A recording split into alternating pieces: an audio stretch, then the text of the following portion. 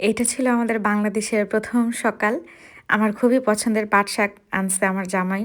আর সে সকাল, সকাল গিয়ে নিজে বাজার করছে। তার খুব শখ বাজার করার।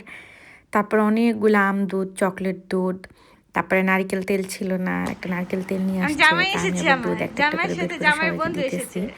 এই দুধটা হচ্ছে আমাদের আমি খুবই, হচ্ছি এই খুবই প্রিয় বন্ধুর ফুপু বাংলাদেশের। শাশুড়ি, মানে কিন্তু এই খুব বন্ধু তো মজা আমার লাগে। আর এখন আসতে হচ্ছে দেখলে দাম সালাম দেয় ৳৩০ না, করে ফেলছে।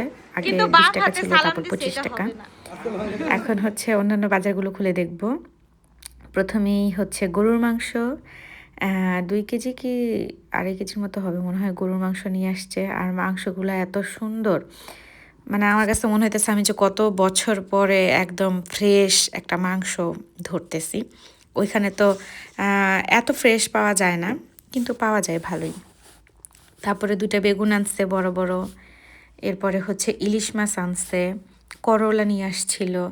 তো আজকে আমাদের বাসায় হচ্ছে পাট শাক রান্না হবে, করলা ভাজি, বেগুন ভাজি, তারপরে ইলিশ মাছ ভাজা আর গরুর মাংসের তরকারি।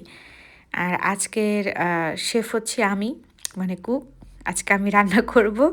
কারণ আমাদের বাসায় আরও অন্যান্য কাজ আছে, ওগুলো হচ্ছে আমার শাশুড়ি আম্মা মানে কি বলে দেখতেছে। তো রান্নার সাইডটা হচ্ছে আমি দেখতেছি। এই যে এখানে মাছটা এখন বের করে নিব।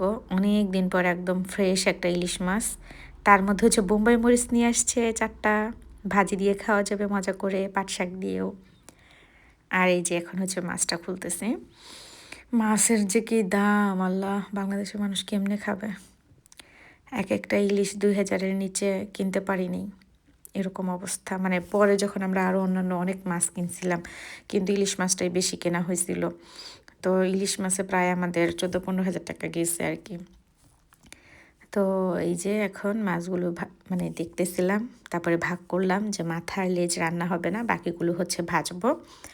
আর এখানে কেটে কুটে ধুয়ে টুয়ে সব নিছি। এখন তেল ঢেলতেছি আস্তে আস্তে, মাংসগুলো কষাবো, রান্না করব।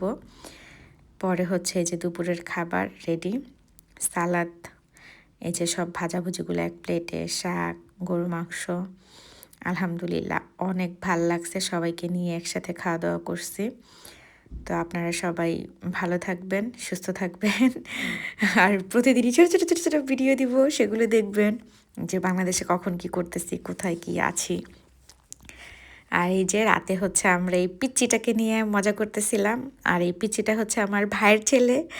মার্শাল্লাহ, আল্লাহকে নেখায়েত দান করুক। মানে এত কিউট হয়েছে কি বলবো। রাতের বেলা ঘুমাইতেছিল না, পরে ওর বাপ হচ্ছে আমাদের মাঝখানে দিয়ে গেছে যে তুই ঘুম ভাঙাইছিস, এখন তুই ওর ঘুম পাড়া। আর আমরা কি কার্টুন দেখাইতেছি।